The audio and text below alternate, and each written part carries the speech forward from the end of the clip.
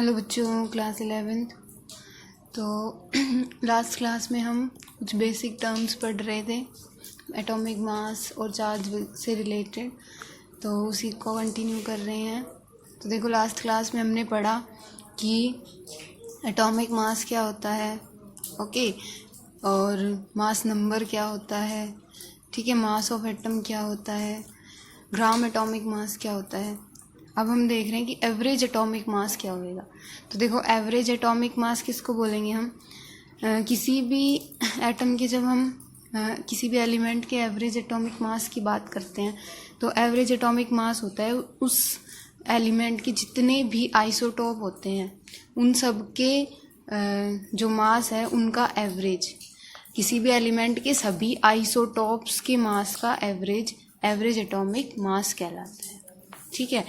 तो जैसे अगर हम क्लोरीन की बात कर लें कि क्लोरीन का जो एवरेज एटॉमिक मास है वो कितना है,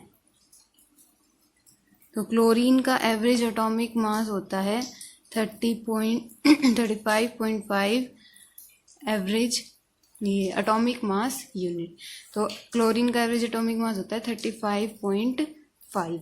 तो ये जो क्लोरीन का जो ये मास हमने लिखा है ना, ये सिर्फ इस एक क्लोरीन का नहीं है, क्लोरीन के जितने भी आइसोटोप्स हैं ना उन सभी का जो एटॉमिक मास है और उसका जो एवरेज है वो है ये क्लोरीन का एवरेज एटॉमिक मास। तो देखो, क्लोरीन के दो आइसोटोप्स होते हैं, क्लोरीन 35 और क्लोरीन 37। तो क्लोरीन 35 का एटॉमिक मास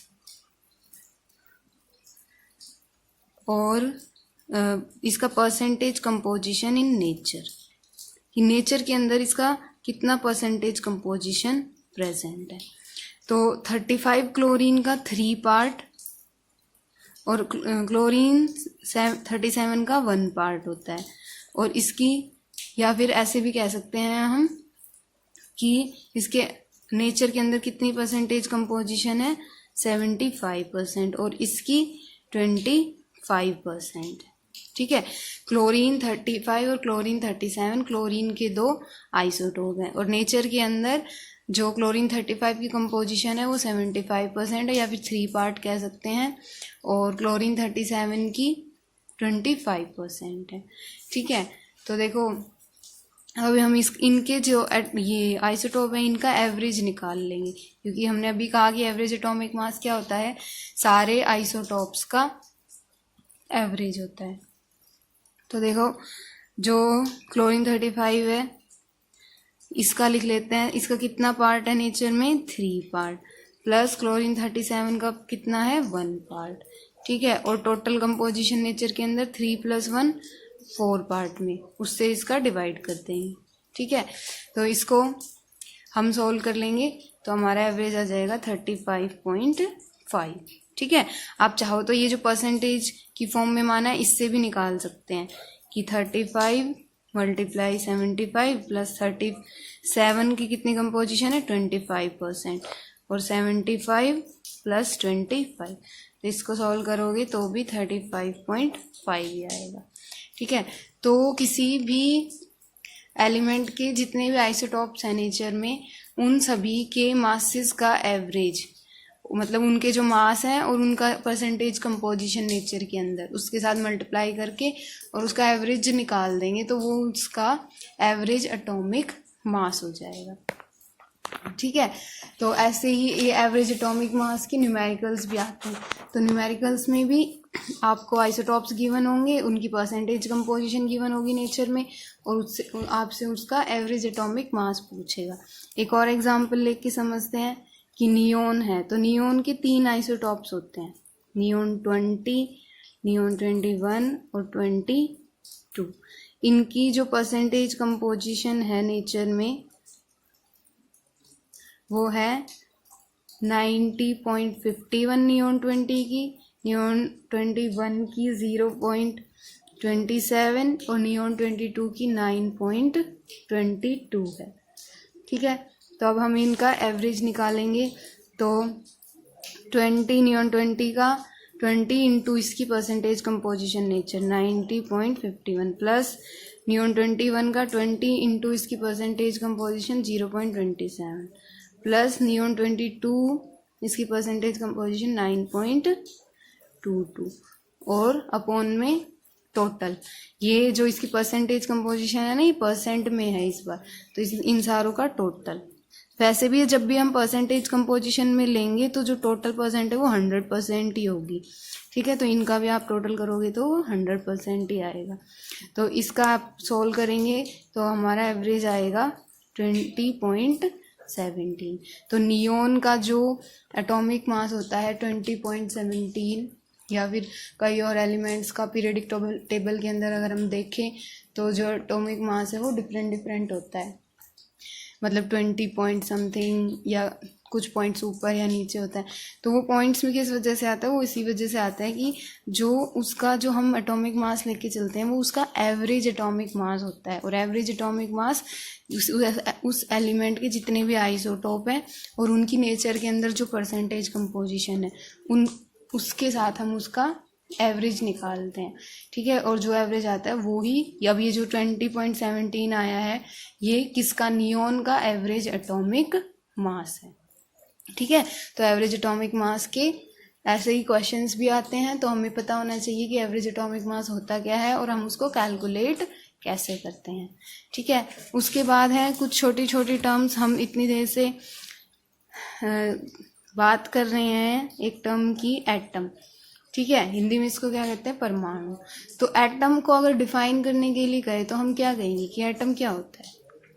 तो देखो, एटम किसी भी तत्व का, किसी भी एलिमेंट का स्मॉलेस्ट पार्ट होता है, स्मॉलेस्ट पार्टिकल ऑफ एलिमेंट, किसी भी तत्व का सबसे छोटा हिस्सा, दैट में और may not have independent existence,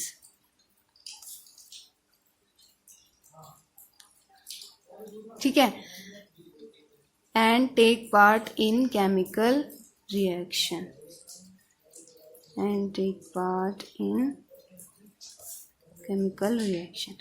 तो एटम हम किसको बोलेंगे, एलिमेंट की वो सबसे स्मॉलेस्ट पार्ट, या फिर तत्व, एलिमेंट को हिंदी में बोलते तत्व। तो एलिमेंट का सबसे स्मॉलेस्ट पार्ट जिसकी इंडिपेंडेंट एग्जिस्टेंस हो भी सकती है और नहीं भी हो सकती है, और वो केमिकल रिएक्शन में पार्टिसिपेट करता है, ठीक है। तो देखो, स्मॉलेस्ट पार्ट होता है, ये बात तो समझ आ गई, लेकिन इंडिपेंडेंट एग्जिस्टेंस का क्या मतलब है। तो देखो, हाइड्रोजन की अगर हम बात करें, ठीक है, एक एलिमेंट है हमारा फर्स्ट एलिमेंट पीरियडिक टेबल का, तो हाइड्रोजन जो है ना वो नेचर में H की फॉर्म में नहीं मिलता है कभी भी। हाइड्रोजन कैसे मिलता है नेचर में, हाइड्रोजन फाउंड एज H2, तो ये H2 की फॉर्म में मिलता है, H की फॉर्म में नहीं मिल रहा ना, H2 की फॉर्म में मिल रहा है। तो यानी इसकी हाइड्रोजन की इंडिपेंडेंट एग्जिस्टेंस नहीं है। इंडिपेंडेंट मतलब खाली उस एक एलिमेंट, खाली उसका एक एटम अगर लें, जैसे खाली H लें, तो वो उसकी इंडिपेंडेंट एग्जिस्टेंस होती है कि वो खाली सिर्फ अकेला एक एटम आ जाए, लेकिन ये अकेला नहीं आता, ये H2 की डायटोमिक मॉलिक्यूल की फॉर्म में आता है, तो इसकी H की इंडिपेंडेंट एग्जिस्टेंस नहीं है।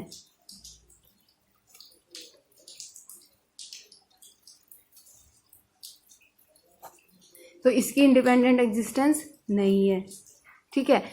ऑक्सीजन की बात करें तो ऑक्सीजन कैसे मिलता है हमें नेचर में, ऑक्सीजन भी O2 की फॉर्म में मिलता है, तो इसकी भी नो इंडिपेंडेंट एग्जिस्टेंस, इसकी भी इंडिपेंडेंट एग्जिस्टेंस नहीं होगी। लेकिन बहुत सारे ऐसे भी एलिमेंट होते हैं जिनके एटम्स की इंडिपेंडेंट एग्जिस्टेंस होती है, जैसे गोल्ड हो गया हमारे पास, ठीक है, और एल्यूमिनियम हो गया, ये सारे कैसे हैं, इनकी इंडिपेंडेंट एग्जिस्टेंस होती है।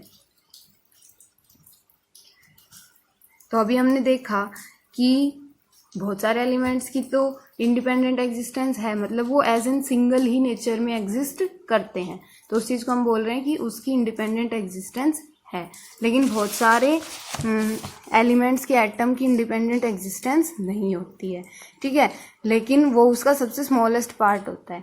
तो यही एटम की डेफिनेशन है कि किसी भी एलिमेंट का स्मॉलेस्ट पार्ट जो जिसकी इंडिपेंडेंट एग्जिस्टेंस हो भी सकती है और नहीं भी हो सकती है, दोनों इंक्लूड होंगे इसमें, ठीक है, और take part in chemical reaction.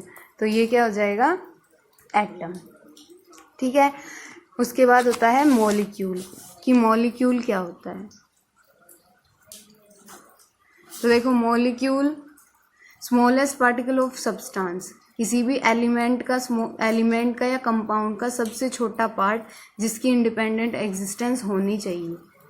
क्या, स्मॉलेस्ट पार्टिकल किसका, ऑफ ए सब्सटेंस, सब्सटेंस के अंदर एलिमेंट भी आ गया और कंपाउंड भी आ गया। Smallest particle of a substance, element और compound which is capable of independent existence, ठीक है। मतलब किसी भी एलिमेंट का या किसी भी कंपाउंड, किसी भी तत्व या किसी भी यौगिक का सबसे छोटा हिस्सा जिसकी खुद की एक इंडिपेंडेंट पहचान होती है, ठीक है। तो देखो, जैसे हम बात करें H2 की, अभी हमने बात की थी कि वो H2 जिसकी इंडिपेंडेंट एग्जिस्टेंस, हाइड्रोजन जो है वो H की फॉर्म में नहीं मिलता है, वो किसकी फॉर्म में मिलता है, H2 की फॉर्म में मिलता है। तो H तो नहीं मिलता ना, H2 मिलता है। तो ये जो H2 है ये क्या है, ये किसी एलिमेंट का वो सबसे छोटा हिस्सा है कि जिसकी इंडिपेंडेंट एग्जिस्टेंस है। H2 तो मिलता है ना नेचर में, H ही तो नहीं मिलता। तो हाइड्रोजन का अगर सबसे छोटा पार्ट बात करें जिसकी नेचर के अंदर इंडिपेंडेंट एग्जिस्टेंस है, तो वो क्या है, सबसे छोटा पार्ट H2 ही है वो, ठीक है। H2 है ना जिसकी इंडिपेंडेंट एग्जिस्टेंस है। तो H2 को हम क्या बोलेंगे, मॉलिक्यूल में कंसिडर करेंगे उसको, ठीक है। तो सबसे छोटा पार्ट जिसकी इंडिपेंडेंट एग्जिस्टेंस हो, तो H की तो इंडिपेंडेंट एग्जिस्टेंस होती नहीं है, H2 की होती है, ठीक है। फिर ये मॉलिक्यूल जो है वो 2 टाइप्स के होते हैं। एक होता है होमो एटॉमिक मॉलिक्यूल और दूसरे होते हैं हेट्रो एटॉमिक मॉलिक्यूल्स। होमो एटॉमिक मॉलिक्यूल क्या होते हैं, ये होते हैं जो बने होते हैं सेम एलिमेंट के एटम्स से, made up of atoms of same element, ठीक है। एक ही एलिमेंट के एटम से बने होंगे उनको हम होमो एटॉमिक बोलेंगे, जैसे O2, N2, H2 ये सारे, ठीक है। और हेट्रो एटॉमिक क्या होंगे, जो made up of different element के एटम से बने होंगे, made up of atoms of different elements, ठीक है। इसके एग्जाम्पल क्या हो जाएंगे, H2O, HCl, CO2, ठीक है। ये सारे किसके एग्जाम्पल हो जाएंगे, हेट्रो एटॉमिक, जो डिफरेंट एलिमेंट के एटम से मिलके बने होंगे, और होमो एटॉमिक जो सेम एलिमेंट के एटम से मिलकर बने होंगे, ठीक है। तो ये हमने थोड़ा सा कॉन्सेप्ट में, मतलब जो टर्म्स अभी न्यूमेरिकल्स में यूज़ होंगी उनका क्या मतलब होता है वो हमने देख लिया है। Atoms, molecules, average atomic mass, gram atomic mass, okay, mass number. तो ये सारे कॉन्सेप्ट माइंड में क्लियर होने चाहिए, तभी हम न्यूमेरिकल्स को कर पाएंगे, ठीक है। इससे आगे हम करेंगे नेक्स्ट क्लास में।